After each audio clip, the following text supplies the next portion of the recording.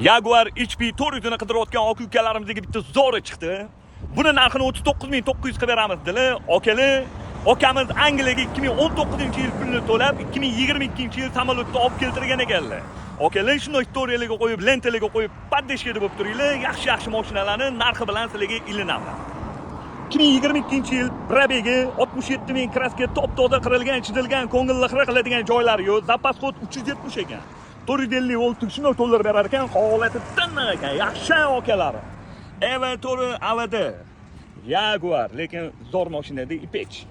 Xo'p, 4 ta baloni yaxshi holatda, kurgoy tonirovkalar bor, salon holatlari yaxshi, radnoyim zalotoyim yaqinim.